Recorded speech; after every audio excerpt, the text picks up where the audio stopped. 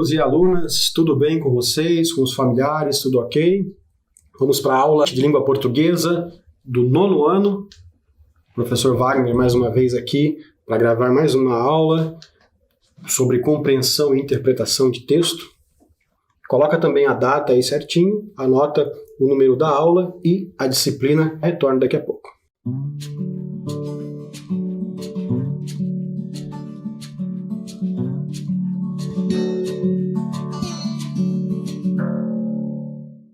Tudo separadinho, anotaram, tudo ok? Então vamos ali relembrar o que aconteceu na aula anterior. Na aula anterior trabalhamos ali com os elementos da narrativa, lembram lá? O personagem, o espaço, o narrador, o tempo e o enredo na narrativa. Trabalhamos ali com a letra da música dos Titãs, Marvin. Vocês conheceram a história do Marvin e a história da música também. Trabalhamos também com um trecho da obra do escritor Charles Dickens, Oliver Twist. Nós conhecemos ali um pouquinho desse trecho da obra, do primeiro capítulo, né? Eu li o primeiro capítulo com vocês. E também falei ali sobre a biografia e também sobre a bibliografia do autor. Lembrando que biografia é o texto que trata sobre a vida do autor, os acontecimentos, né, quando nasceu, quando morreu, onde nasceu, histórias sobre o autor. E a bibliografia fala sobre os livros que ele escreveu, as obras. Certo? Então ali, pequenos detalhes fazem toda a diferença de olho nos textos. É preciso olhar com atenção os textos, com aquela lupinha ali, é bem significativo, né? Representa aquele olhar ali detalhista, né? Aquele olhar que pega ali os mínimos detalhes, as mínimas omissões que existem no texto, e tudo é muito significativo para a compreensão do texto. Ali, aquela pergunta lá. Os textos são lidos todos da mesma forma? Será que quando eu vou ler ali um texto, uma lei, por exemplo, eu leio da mesma forma que leio uma bula de remédio, um classificado, uma foto, uma mensagem verbete, um calendário? Como eu falei na aula passada, não, né, os textos não são lidos da mesma forma. É preciso atentar para alguns detalhes que estão ali nos textos. Por exemplo, a lei. O texto de lei tem uma linguagem mais objetiva, uma linguagem mais formal, né? Preciso orações mais curtas, preciso prestar atenção a esses detalhes. Né? Tem ali os incisos, o capítulo, os artigos, né? O artigo, o inciso, enfim, são as divisões aí que aparecem no texto de lei. Bula de remédio também é um texto que tem que ser lido também com todo o cuidado, com toda a atenção possível. Um texto com frases mais curtas também, com muitos verbos no imperativo. Né? Também é um texto que pertence ao universo dos textos injuntivos, né? Textos que usam essa linguagem que instrui, né? Que diz como faz alguma coisa, como utiliza alguma coisa, quando que deve ser utilizado, enfim. Essas são características da bula de remédio. O classificado já é um texto usado para anunciar alguma coisa, para aluguel, para venda, para troca, enfim, permuta. Então, o texto de classificado, geralmente um texto mais curto também, que vai destacar ali as características do objeto que está sendo negociado, o preço, né, as condições em que está, enfim, o endereço do vendedor, enfim, coisas desse tipo. A foto é um texto, né, de linguagem não verbal, é um texto imagético, né? E as imagens contam histórias, as imagens informam também. Então é preciso atentar para os detalhes que estão ali, né, nas imagens, nas fotos. Uma mensagem, vamos pegar uma mensagem, por exemplo, de WhatsApp também. Geralmente uma linguagem mais informal, mais despreocupada. Né? O verbete é aquele texto que, por exemplo, o verbete de enciclopédia, que vai explicar o que é um determinado objeto, ou sobre um local, uma personalidade, enfim. Ou verbete dicionário. O verbete dicionário explica o significado das palavras. Né? Então também tem as suas características. O calendário, aquele texto que nós usamos para identificar o dia, enfim, o local. Para agendas mesmo, você vai fazer tua agenda ali, verificar o dia da semana, o dia do mês, enfim, ali você olha no calendário para se localizar, para se situar, né? Para você fazer a tua agenda, para se programar. Essa é a palavra, certo? Então são esses detalhes aí que são importantes. De olho nas informações. Eu trouxe aqui para vocês um trecho, um refrão de uma música minha. Ler é enxergar com outros olhos, é pensar diferente, é dar asas à imaginação. Ler é olhar além do óbvio, é exercitar a mente. As páginas do livro são a inspiração. Então, ali tudo, olha como ler pressupõe responsabilidade, não é algo tão simples ler.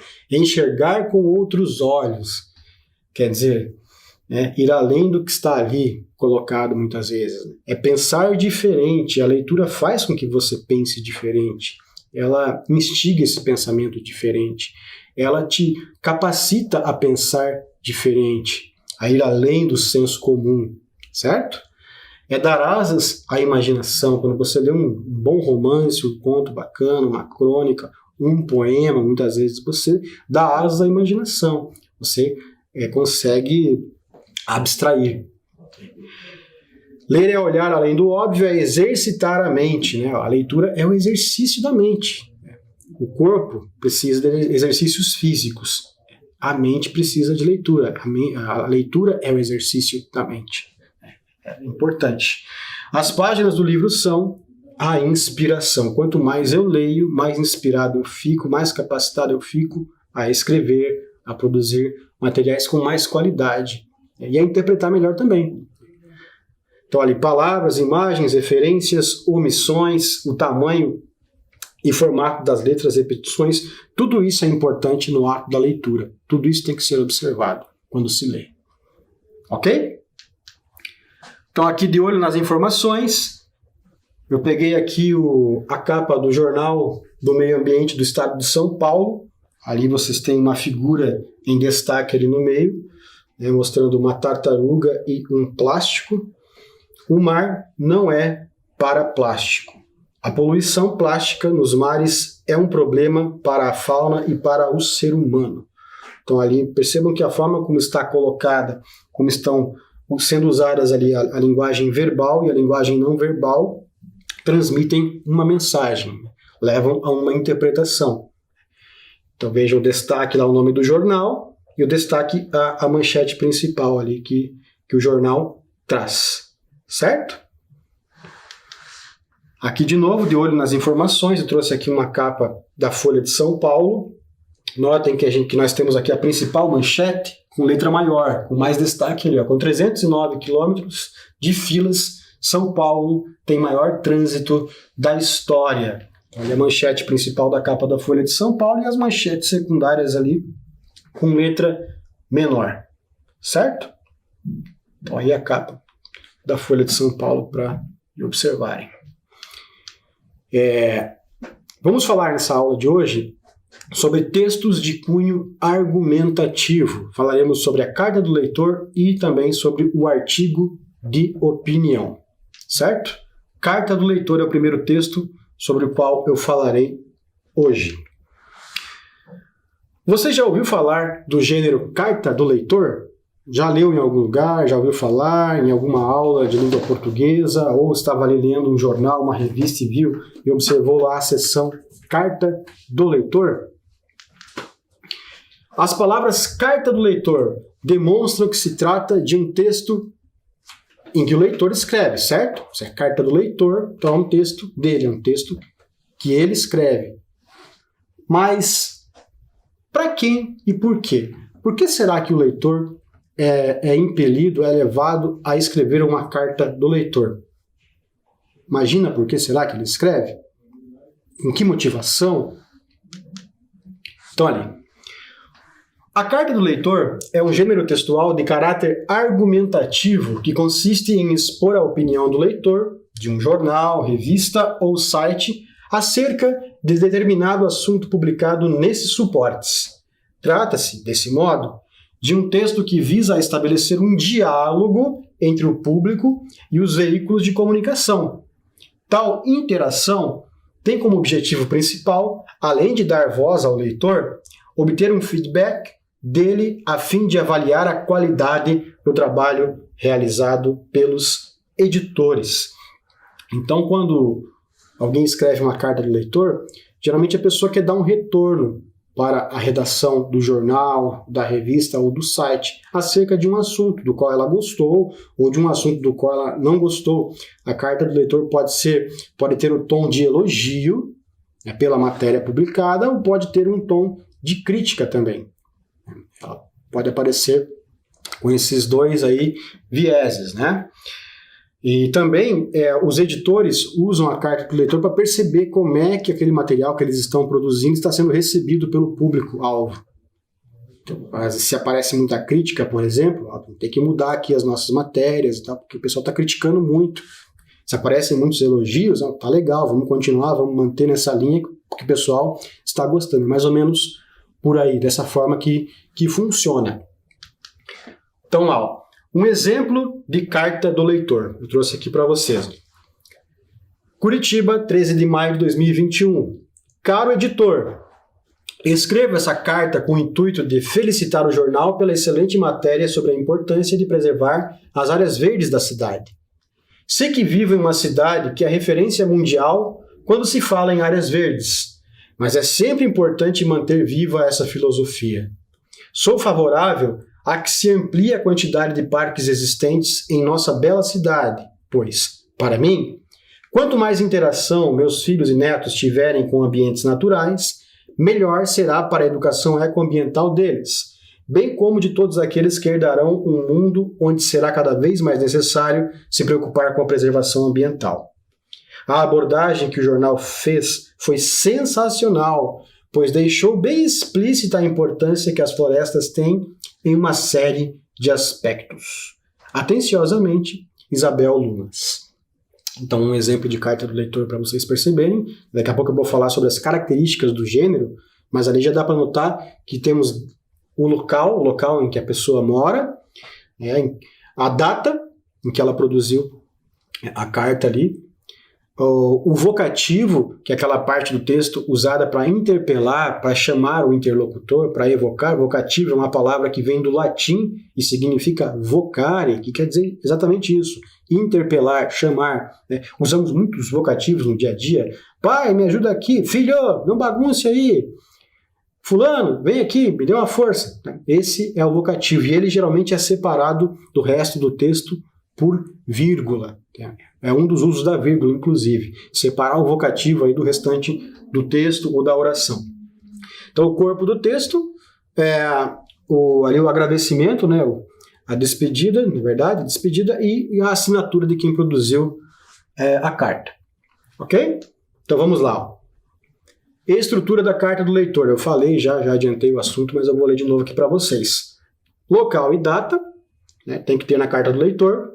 Um cumprimento formal, né? Vocativo com formas de tratamento adequadas. Introdução, com referência à matéria publicada, com a intenção de situar até mesmo quem não tenha lido o texto ao qual o leitor se refere. Então, às vezes a pessoa está lendo ali a seção de cartas do leitor e ela não leu aquele texto sobre o qual a autora, ali, o autor da carta do leitor está escrevendo, mas pela citação, pelo que está ali no texto, consegue perceber qual que é o assunto. Então ela se situa. Isso é importante também.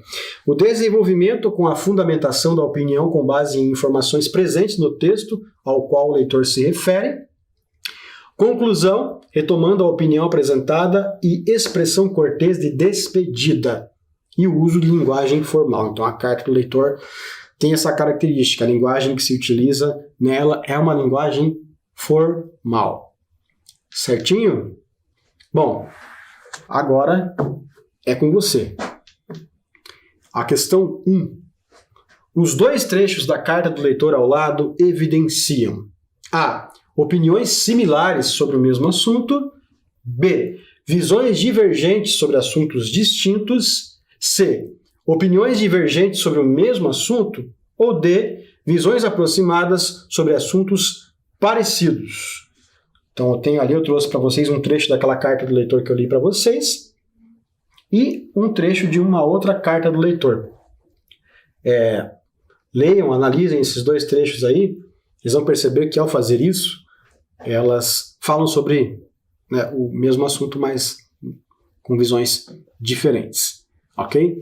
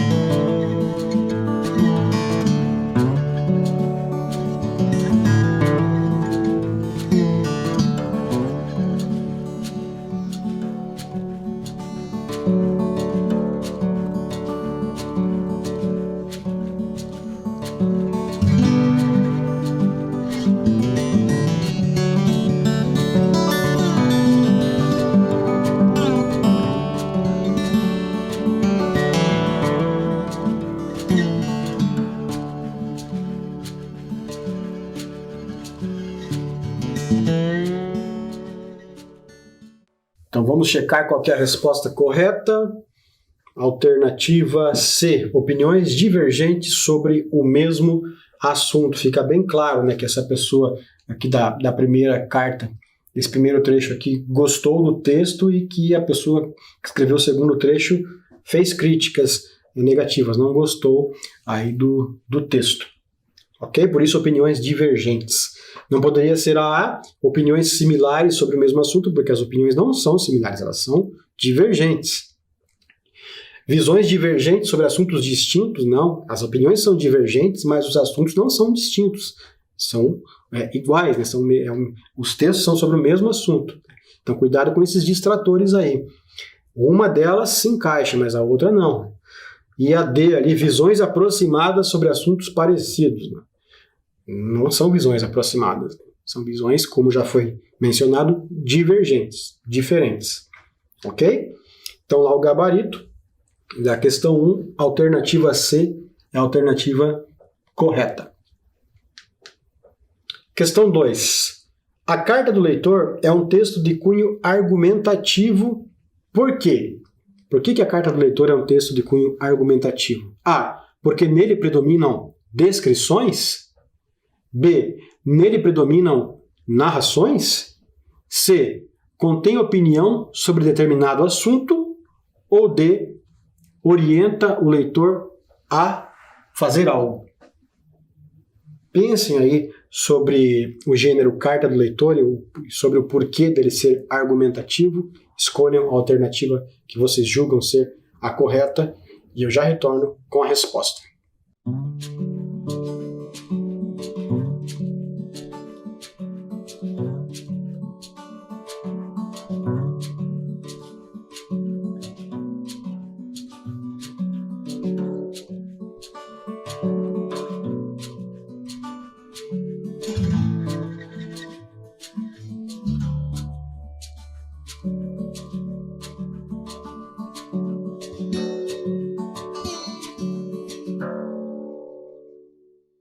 Ok?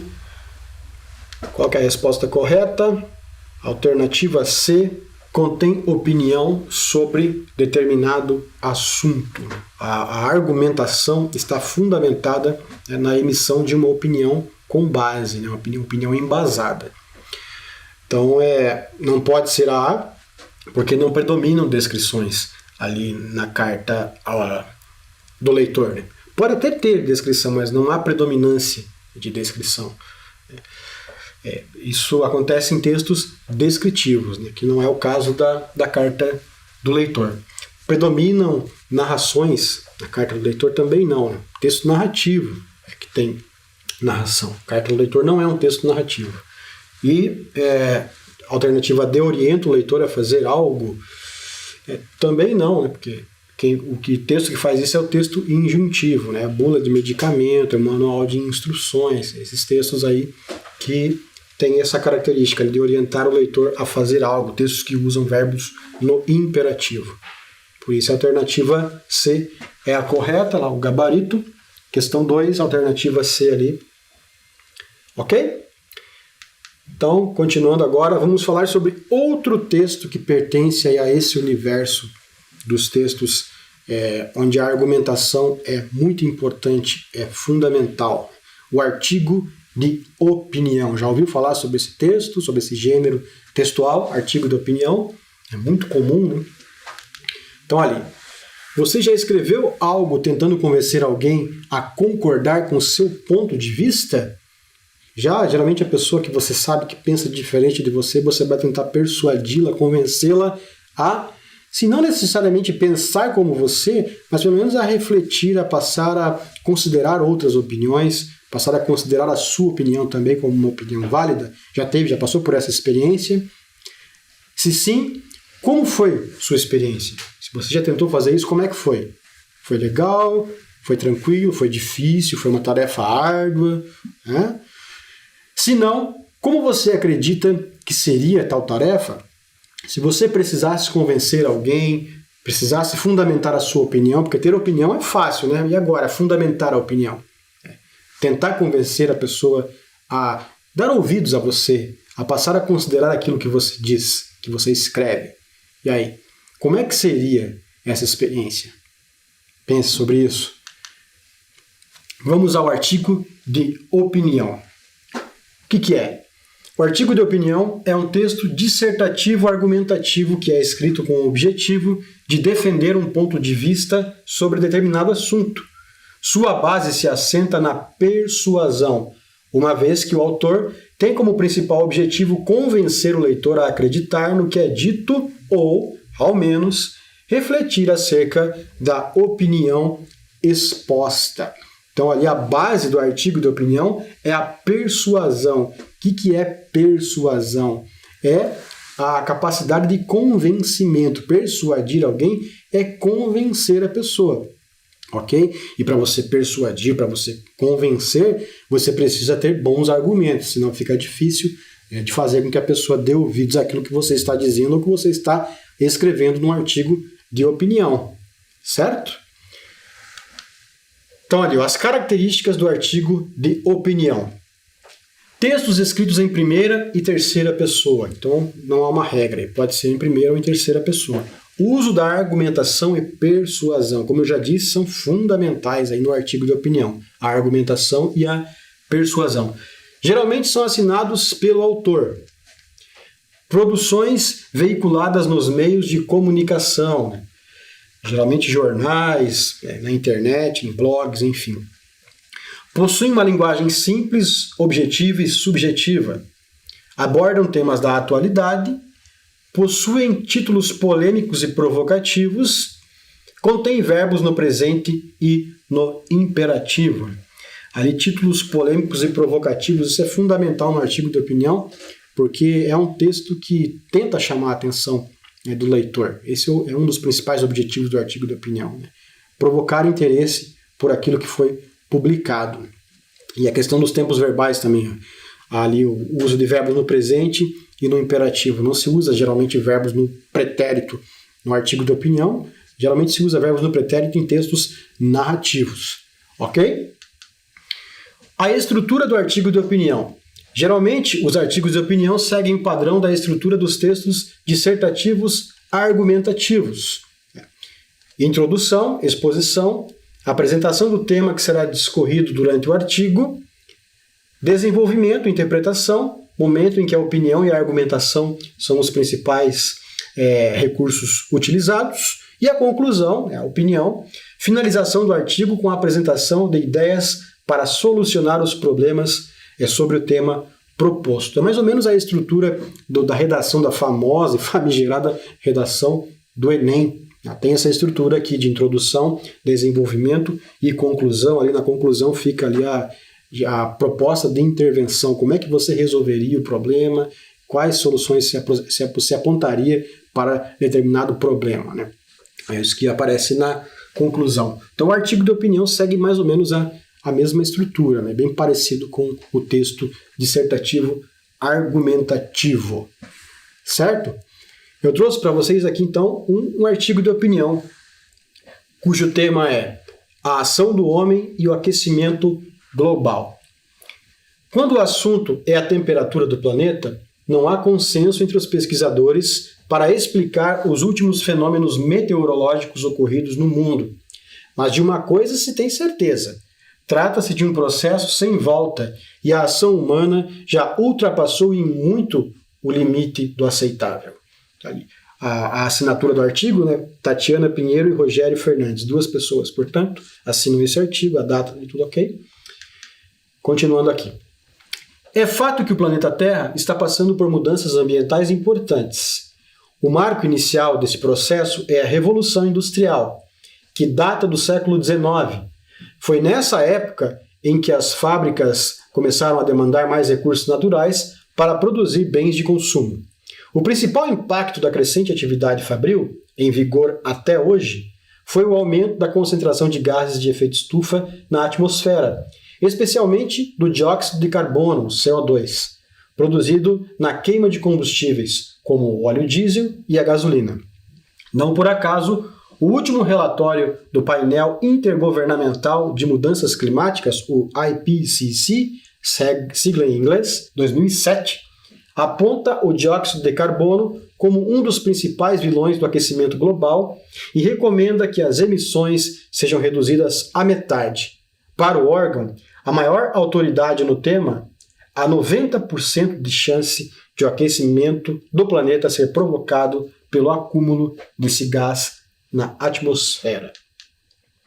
Segundo o meteorologista e pesquisador Marcos Sanches, do Centro de Ciência do Sistema Terrestre do Instituto Nacional de Pesquisas Espaciais, o INPE, de Cachoeira Paulista, a 230 km de São Paulo, a concentração de CO2 aumentou 37% entre 1750 e 2007. Saltou de 280 ppm, partes por milhão, para 383 ppm. Isso faz com que o efeito estufa se intensifique e provoque o aumento da temperatura média no planeta, diz. Previsões do IPCC indicam que a média de temperatura mundial subirá entre 1,8 e 4 graus Celsius até 2100. Nos últimos 100 anos, a elevação foi de aproximadamente 0,7 graus Celsius. Em 2005, a temperatura média planetária ficou em 14,65 graus. Uma alteração de 2 graus já seria o suficiente para acelerar o derretimento do gelo que recobre a Antártida e a Cordilheira dos Andes. O gelo que está sobre a terra firme, como no Polo Sul, não faz parte do volume de água dos oceanos. Por isso, ao derreter, ele contribui para elevar o nível das águas, ameaçando cidades costeiras e ilhas, diz Marcos Sanches. Bem diferente da geleira que forma o Polo Norte, que funciona como cubos de gelo num copo d'água. Ao derreter, ela não aumenta o volume de água. O pior dos cenários projetados pelo IPCC prevê uma elevação de 6,4 graus na temperatura, o que elevaria os níveis oceânicos em 59 centímetros. Aqui agora vocês viram uma visão acerca desse assunto. A outra parte do artigo traz outra visão a respeito do mesmo tema ali. A atividade solar pode influenciar a temperatura. As divergências entre os estudiosos não ficam por aí. Sabe-se que outro fator de influência nas mudanças climáticas é a atividade solar. Os cientistas monitoram o Sol há pelo menos 4 séculos. Para uma estrela de 5 bilhões de anos, é pouco. Segundo Gastão Lima Neto, professor de astronomia do Instituto de Astronomia, Geofísica e Ciências Atmosféricas, o IAG, da Universidade de São Paulo, USP, apenas os registros de 1,5 séculos são exatos. Com base neles, sabe-se que o Sol cumpre ciclos de 11 anos. O acompanhamento é feito pela observação da quantidade de manchas na superfície da estrela. Quanto mais pontos escuros, mais intensa é a atividade. Logo, mais radiação ele emite para a Terra.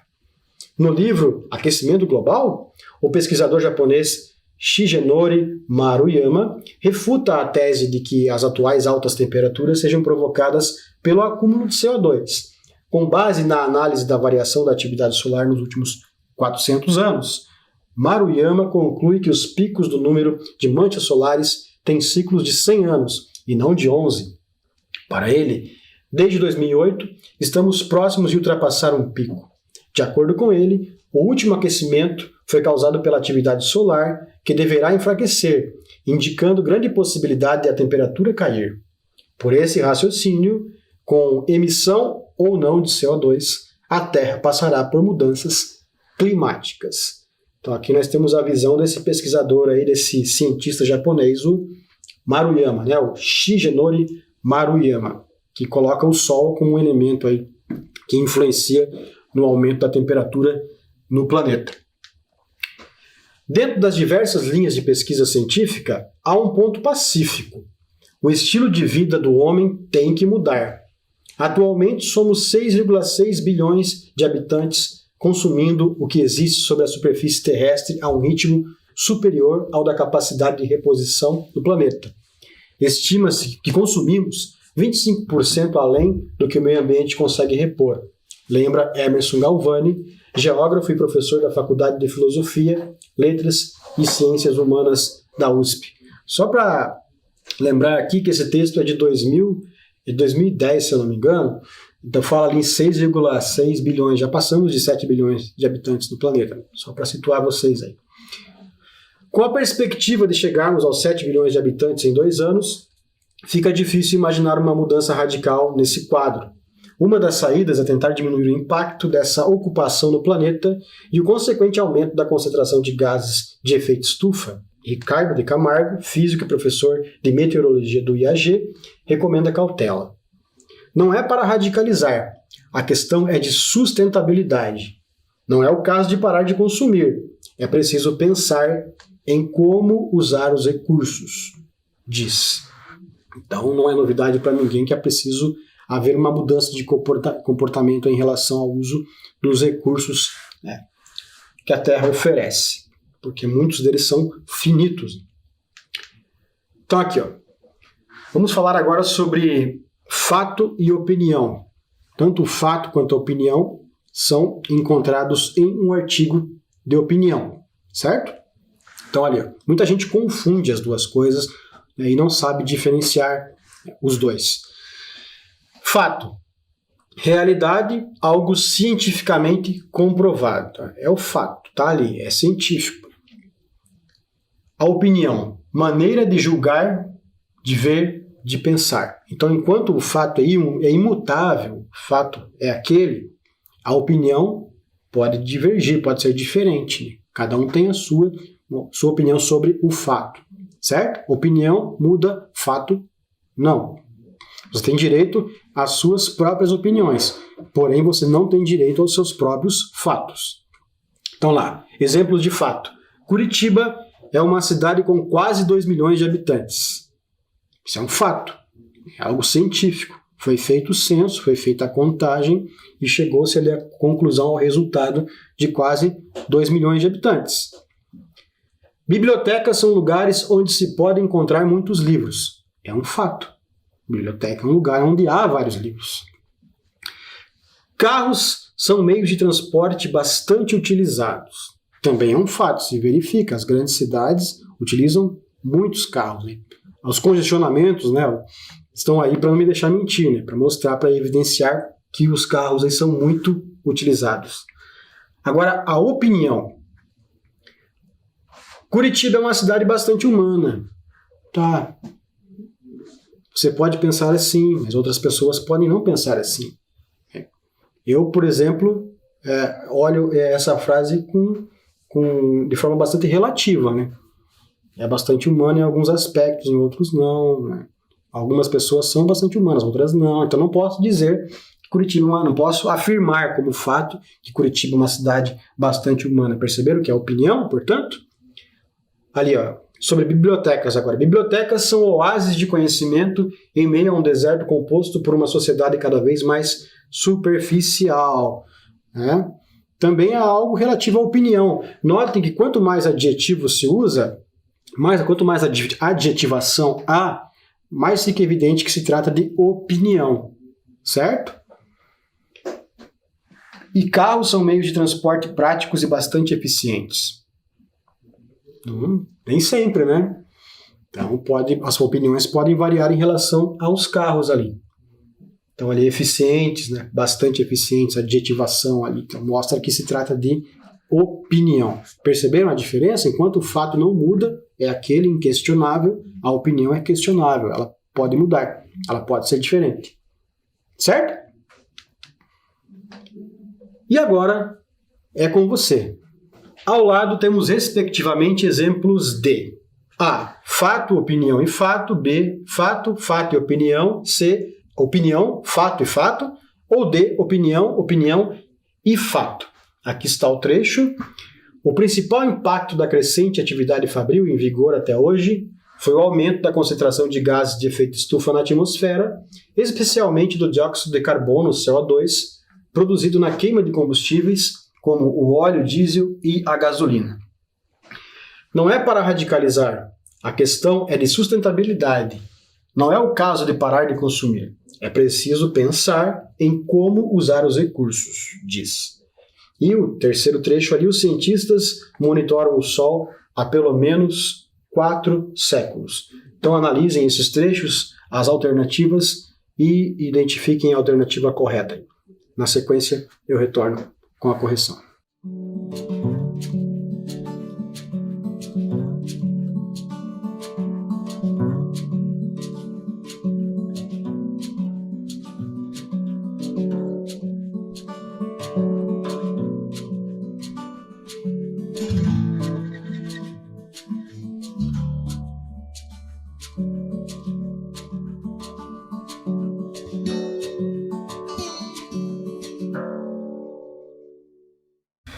Então vamos ali a correção.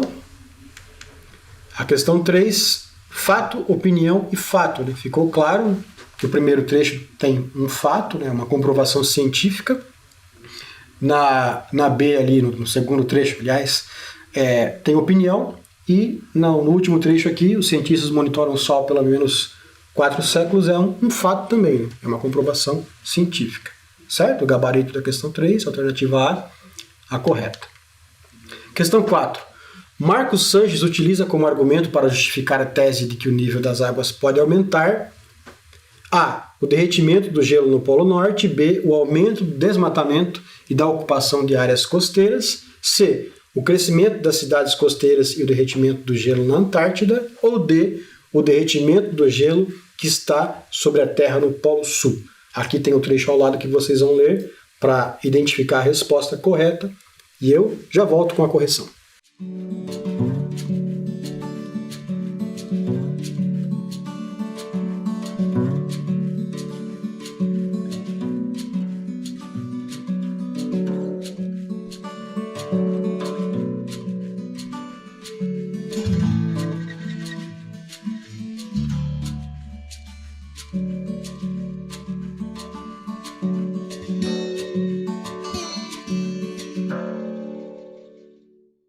Então vamos à resposta correta.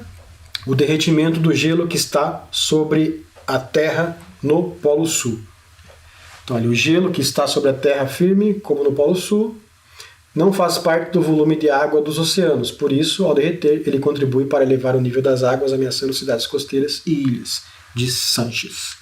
Resposta D é correta. Ali é o gabarito da questão. Alternativa D. 5. O trecho ao lado traz como informação explícita, informação clara.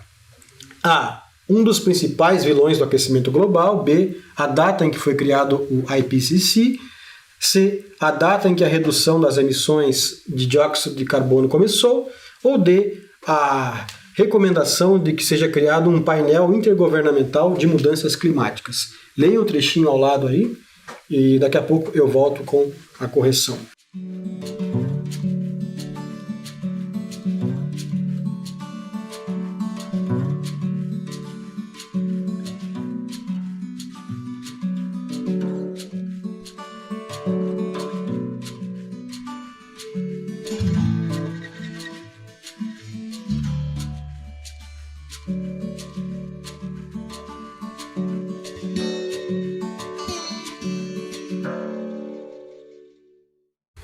Então vamos ali a resposta correta, um dos principais vilões do aquecimento global.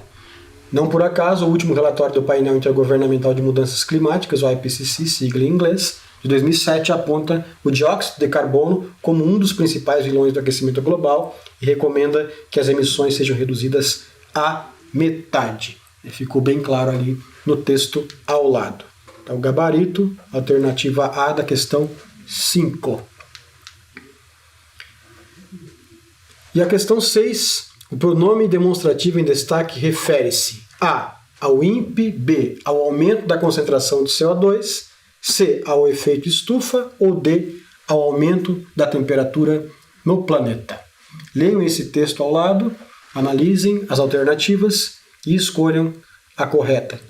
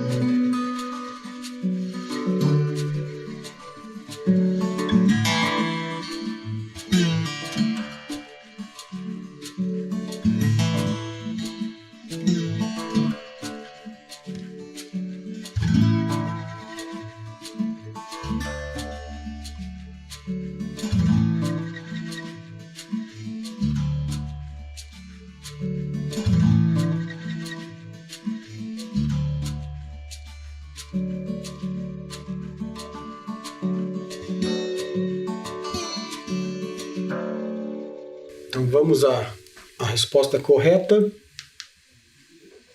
Ao aumento da concentração de CO2. Né? Vejam lá. Segundo o meteorologista e pesquisador Marcos Sanches, do Centro de Ciência do Sistema Terrestre do Instituto Nacional de Pesquisas Espaciais, o INPE, de Cachoeira Paulista, a 230 quilômetros de São Paulo, a concentração de CO2 aumentou 37% entre 1750 e 2007. Saltou de 280 ppm, partes por milhão, para 383 ppm. Isso faz com que o aumento do efeito estufa se intensifique e provoque o aumento da temperatura média no planeta. Diz isso que o aumento da concentração de CO2. Certo? Alternativa B da questão 6. E agora vamos para a última questão da aula de hoje. De acordo com o artigo, há relação de causa e consequência entre a. O aumento do volume dos mares e o derretimento das calotas polares. B. O aumento das emissões de dióxido de carbono e a intensificação do efeito estufa. C. O aumento das queimadas e o aumento do dióxido de carbono. D. O aumento da temperatura e o aumento da emissão de dióxido de carbono. Analisem ali onde há relação de causa e consequência. Escolham a alternativa correta e eu já retorno com a correção.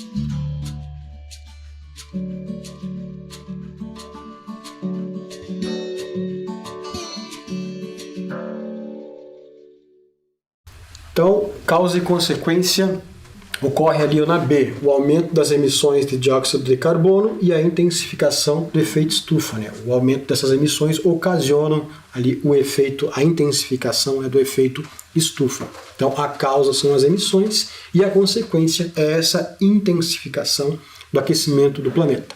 Ok? Então, finalizamos a aula de hoje. Gabaritinho ali. Gabarito de todas as questões da aula.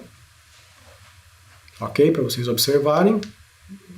E cuidem-se e até a próxima aula. Tchau, tchau.